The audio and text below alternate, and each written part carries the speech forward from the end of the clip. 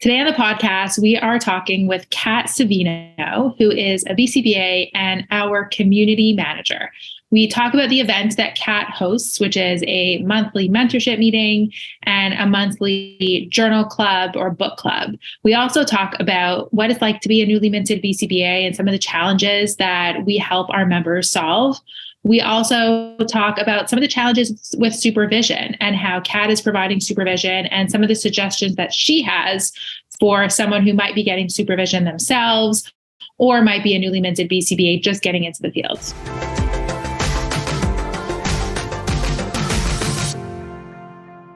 Hi, everyone. Today we are talking with Kat Savino, our BCBA, and Kat is also our community manager. For any of our members who are listening, you know that you've seen Kat in our community, in our Q&As, and in our journal club. So hi, Kat, welcome. Hi, nice to see you guys again. You too. So we actually met Kat as she was one of our first podcast guests, I think, and we had no idea who she was. And we were just saying before we started that we kind of like think the same way. And as we were learning more about Kat, we said, you just have to be part of our community because there's only two of us. There's thousands of members, and we love having somebody who can answer questions, who can support our members. And we always look at the community and the answers that are being given. And it's almost like reading our own responses. We don't even need to respond because we totally agree with everything that Kat says. So we're so happy to have you. Welcome. Awesome. Thank you. Yes, it's been a wonderful opportunity. And I feel so honored to have had that opportunity to reach out to all the BCBAs that are part of your wonderful community. So thank you for that. So tell us a little bit about your role. Like if somebody was a member or not a member, how would they get to know you? Yeah, so there's a few places actually. So part of, like you said, the community board is a big place where BCBAs go and post questions, ask about things that are going on with their patients and their clients, and I'll check in with them and respond to anything going on or connect them to resources that we have available. And then also I do supervision and one-on-one mentorship as well. So supervision for students getting their fieldwork experience, and then mentorship for newly minted BCBAs or BCBAs who just need some support with whatever they've got going on. And then also I do a biweekly group mentorship. And part of that we just launched yesterday is a journal club. So BCBAs will log on and we'll talk about whatever's going on. I'll just ask them, hey, anybody have something that they want to post to the group? Let's collaborate. Let's all share. And then let's all support each other. So lots of spaces for BCBAs to just get together and get the help that they need. Kat, you've also done a CEU for us on supervision. You're like, oh yeah, I forgot because that was so long ago. Our whole supervision product is thanks to Kat. Yes, that's so many materials. I think it's awesome. So there's a CEU on supervision. If those of you who haven't seen it, watch it. It's also worth a supervision credit too. But you're fabulous. And I love seeing you give those presentations. Yes, thank you. You're right. That feels like forever ago now. Okay, so let's talk about supervision because that was kind of how we started our relationship and talking about your resources on supervision. You had a lot of experience in supervision and providing supervision. We get a lot of requests for supervision, and we just felt like we didn't have the time to really dedicate. So, we kind of created this relationship, and you've been doing a lot of supervision. What are you seeing as like some of the needs in this field into providing quality supervision? What is lacking? What are people really looking for in supervision? Yeah, I think that there's lots of people all across the country who just might be in areas where there's not a lot of supervisors around, right? Or supervisors that can provide them that quality dedication that they're looking for.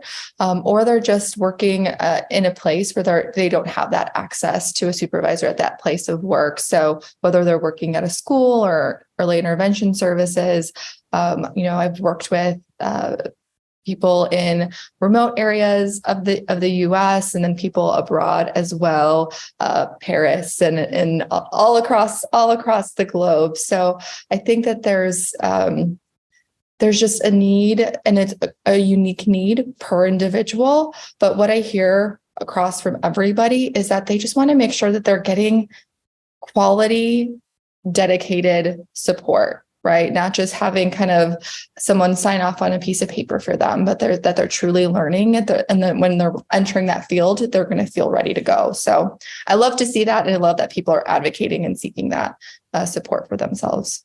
And Sharon, I've always said supervision doesn't end as soon as you get that piece of paper, right? As soon as you write that exam, as soon as you pass that exam, there should still be supervision and mentorship. So how do you provide that? I think that is something that is so important. And I definitely encourage anybody who is looking to enter in the field or new in the field to make sure that they have that mentor or somebody, whether it's a group of people or just one person that they can connect with and seek out support. There's, of course, CEUs and we can read books, but there's something about having a relationship with someone else and that guidance that really makes such a huge difference, not only for that support, but also as someone to look up to in terms of a role model as well, right? That can help shape your behaviors and the BCBA that you're looking to become too. I think that there was some statistic I saw recently that they were like the number of people that got the BCBA certification in 1 year was the same amount of BCBA certificates that were there existed previously or something like that. Something like tens of thousands of people are getting the certification each year. And there just aren't enough BCBAs or experienced BCBAs, like thinking about a BCBA who's more than 2 years of experience, there really just aren't enough of us to go around. And what are you seeing? I know like we see sometimes people who are newly minted BCBAs have certain challenges and certain struggles, but there's just no way to get everything you need to know within your 2,000 hours of supervision or 1,500 or was previously. And so we're seeing people coming into the field with like really unique challenges. There's the overwhelm, there's the burnout, there's the really not knowing where to go or who to ask or where to turn, and feeling like all of a sudden I'm in charge here. I'm maybe the clinical director of a department, or I may be the person who everyone asks their questions to. And I myself am somewhat new to the field. What are you seeing? Like, what are some of those challenges with those newly minted certificates? Absolutely. Well, I think there's a couple of things. One is, the BACB recommends that you have multiple supervisors. And it's really rare that people actually have multiple supervisors in their experience or that they seek it out versus it just kind of happens to them. And then that turns out in them having a very kind of more narrowed scope in the areas that they feel comfortable in or the opportunities that are given to them versus if they had those multiple supervisors, it's more likely that they'd have a variety of experiences and access to different types of ways and approaches. But then too, I think, and when you're working on those fieldwork hours, oftentimes you kind of hyper focus on certain pieces of the task list versus looking at how can I actually do all of these things at once? So when BCBAs hit the field, they're like, okay, yeah, I've experienced all of these things, but I've never had to do them all within one day, right? And like that time management piece and balancing all those things, usually what leads to that over. I have to manage staff and parents' concerns and also make protocol modifications all within 1 hour. So I think especially as our students are nearing towards the end, it's important that we give them those experiences. Okay, manage your schedule, manage all these concerns, take some of that ownership piece so that they can actually truly get a sense of what their expectations are going to be like. That is so true. Time management in general is so overwhelming. I still, as soon as you said that, I took a deep breath because honestly, that's my day every day. I swear, right. I think that I have a million balls up in the air. I think I heard a saying once, you have a million balls up in the air and I'm just trying not to drop the glass ones. Yes. And it's what it seems like, right? And I'm finding that a lot of, newly minted BCBAs take longer to do things too. And understandably, right? Obviously, we're more fluent because we've done, that type of report 20 other times. We have templates for programs. Oh, I remember this student did this and it's very similar, not the same, but similar to this other person. So I can call that up and do that. And a lot of these newly minted BCBAs don't have that repertoire that they can call upon. So, and I find that, like you said, the courses or the task list, I end up having supervisees who are writing papers and articles and stuff that I honestly never do in my job. And they're so focused on, how to create a study so that they're showing that, and which is great if you're going into research, but like, are you learning how to meet a 3-year-old kid, play with the kid, create a whole program around that kid? And I know that's where the supervision comes in. But then when they do have those opportunities, it takes them so much longer because they spend so much time on the textbook stuff and the technical stuff. And I find that people are then coming into the field, not having, the practical experience. And, that was really our intention in creating this bank of resources where you don't have to create a whole new program every time you have this profile of child, or, creating these checklist assessments that are so much easier to use than being overwhelmed by doing an ABLS or a BCBAB or something like that. And so we really wanted to help alleviate some of that stuff by giving them at least some of the templates to work with. And I do think that that's what our members find some of the most helpful within the resource. Right, because then it allows them to spend more time on some of those other pieces that might be even more challenging, like navigating difficult parent situations or navigating difficult staff situations and coaching them and all of those pieces that also take so much time. And which is why I love what you guys have put together, because it allows for that more of that time to provide that balance. But yeah, I think BCBAs, especially as you're entering that field, that should be part of what you do too, is starting to rack up that bank of resources for yourself. Because even doing that research and finding those resources is time consuming. So get going on that, as soon as you can. Absolutely. And then I was going to say, we're, looking at creating programs and reports and this and that, and what have you. And sometimes we get so lost in that we forget there's a child or an individual on the other side of this. And, we need to create our materials, our reports, our programs, train therapists, talk to parents, et cetera, in a very short period of time. Like this, it's great if you've got a grad school project and, you've got 2 months to completion and this and that and what have you. But in reality, there's a child waiting on the other side and waiting for you to be able to implement those programs so that they can get going and they can start learning more and more. So having these things at your fingertips is, not just beneficial to you, but beneficial to whoever you're working with. And I think one of the things that really contributes a lot to burnout is when we get those people who are put into those, clinical director roles, who feel alone, who feel like they are not ready for this.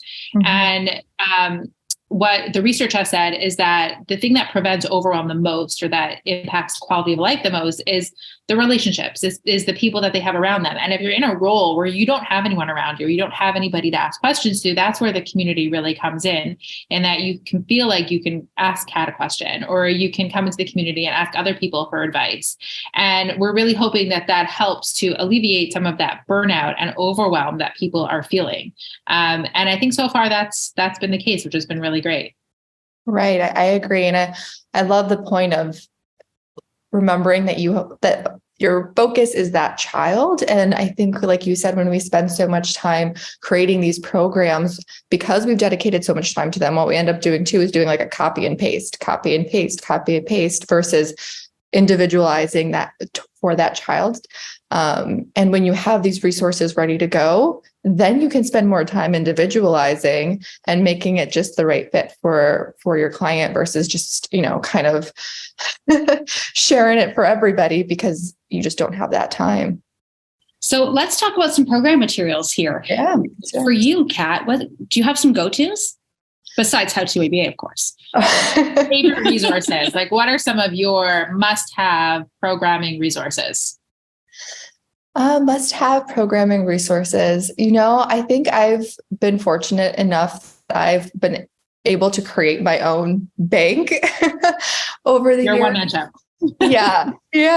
And I think that's I probably talk about that way too much with BCBAs, especially newly minted BCBAs. I'm like, have you been working on your bank? Or if you have a little admin times, and even when I when I'm training new BCBAs, I'll put on their schedule as as part of their training schedule, like work on your bank, start creating your bank of resources, start creating your procedures, start building that, start pulling things, because that's going to ultimately be your saving grace, right? When you have that time, start building that out. But I also love sharing the Early Start Denver model with newly minted BCBAs too, not just because I love the model, but I love how they structure their goals. And that's something that I see that BCBAs oftentimes need a lot of support in, is really planning out their goals and not just saying this is where we're going to get to in 6 months, but how are we going to get there? How are the goals broken down, and what is our game plan to get there truly? Not just saying, Johnny, we'll do X in 6 months. Okay, that's great, but what does that look like periodically, and how are you going to get there? And I think Early Start does a great job of formatting that so that you can make that game plan. Yeah, I love the Early Start Denver model, even in the fact that it just says, sit down face to face and play. And not everybody knows how to do that. So, it does give great suggestions for goals and how to write those goals, but that's writing goals is one thing and implementing them is another. So when you actually read the first few chapters and they're saying, well, play and do this and become really animated, that's amazing for an early learner, but it's also amazing for, an 8-year-old, so that teaching doesn't just happen at the table. Teaching can be everywhere, and teaching can be within the natural environment and within play. And that gives you a really great model in terms of how to do that. Yes. Our other question for you is, our field has come a long way. I'm sure you've seen it change and evolve since you've been here. What is one area that you think we still need to do better at, or a way that you anticipate we're going to continue to evolve? I think we're doing the trajectory that we're on is really promising. We still have, though, a lot of growth, right? And looking at that assent-based learning model, looking at compassionate care. I think these are all things that a lot of us can get behind, and a lot of us are like, yes, I love that. That sounds great. But truly being able to implement it, and then also train others on it, and also get buy-in from stakeholders in implementing it. So there's just, and I see a lot of people doing some great work around that, but I think we still have a little bit to go in terms of that piece. That's true. BCBAs, or people who go into this field, they really do mean well. And we all just really got into this field because we want to help kids and families and the students that we work with. And sometimes it's just about educating ourselves on which strategies and tools and principles to use at what time, because we have all of those principles and foundations and all the theory at our fingertips. We know them well. It's just a matter of choosing, are we going to shape, or are we going to do extinction? Are we going to reinforce, or are we going to ignore? There's just, whether we're using those principles at the right time, I think is going to continue to evolve. And whether that's called compassionate care or assent or any one of those things, I think that we can just continue to use the right principles at the right time and continue to have that intention of doing well, which is what we all got into this field for. Right. It's about being able to make decisions, right? And stand behind those decisions, and not just say, well, I'm doing this because it's evidence-based. Well, yeah, so are a lot of other things. And why is it the most appropriate thing here and now, not just because it's evidence-based? Yeah. And that's why I love what we're doing and incorporating you into our community, because training that next generation of BCBAs and how to use those principles effectively and compassionately is something that, we feel passionate about, because there's going to be so many of us, and we just want to do our part in helping our field do it right. So thanks for being a part of that. Yes, absolutely. So another question, or one last question, I should say, is, do you have any advice for newly minted BCBAs?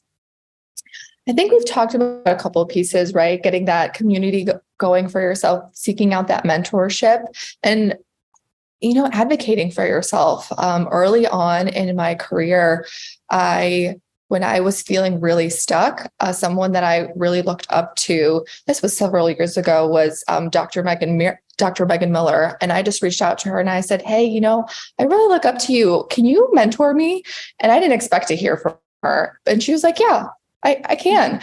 And we did like a 6-month mentorship, and that just changed my life, and changed the scope of my practice. And it was all because, I was like, I need to advocate for my needs. And so I truly, truly encourage anyone to do that. If you see someone that's doing cool things and great things, reach out to them, see if you can get connected to them and get that support, because that's ultimately going to be the biggest thing for you. And and they're likely to provide such a wealth of resources to you that you probably didn't even know were available. So yeah, awesome. That was my experience.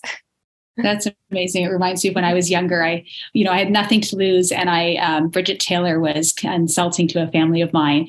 And I asked her for a job just because I wanted to learn from her. I thought I admired her so much. And she said, yes. She said, if you can get a visa to get down here, because I was in Canada at the time, come. And I pretty much almost fell over right there on the spot, because Bridget Taylor says I can work for her. Are you kidding me? And it's amazing, but you'd be surprised. There's many, many people out there who really do want to do good in this field. I would say most of us probably. Mm-hmm. Right. Because we've all been in those shoes, and it's about lending a hand to people once they're in those shoes. So. Well, that's also what How to ABA, that's why we set that up, is really to try and help, those newly minted BCBAs, and now BCBAs who have been in the field for a long time as well, who may have different experiences than us, and we can all share those resources together. And instead of all of us creating our own wheel and our own bank of resources, we can become together as a community and answer each other's questions, be a mentor for each other, and have that valuable bank of resources as well. Absolutely. Okay. So where can people find you next? So tell us about what's coming up in the community for March.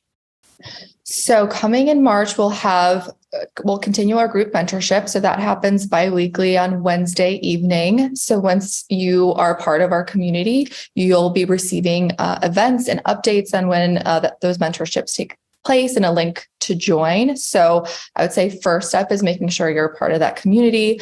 So you can also post questions and see what other community members are interested in or areas that they need support in. And not just post questions, but feel free to give some advice. If you feel like you know a lot or someone that can support an individual with a question, please feel free. It's not just a place to seek advice, but also a place to support each other. So. Okay, so they'll find you every other Wednesday. So every 2 weeks on Wednesday evening, yes. It's either the mentorship or some sort of journal club / discussion on a topic. Right. Once you're part of that, the community, you'll get email updates with whether or not we're going to be doing a journal club and what that journal article is. So look out for that. And you get us twice a month in the community. We also do once a month mentorship and once a month live webinars. So you're basically covered weekly between the three of us. You can once a week attend some sort of live event within the community, which is really great. And then reach out to us anytime, because we have a community and people post questions up there and other people respond. We also respond, and it's just really awesome. Yes. Well, thank you, Kat. So nice to talk to you. And we look forward to your next mentorship. Awesome. Thank you both.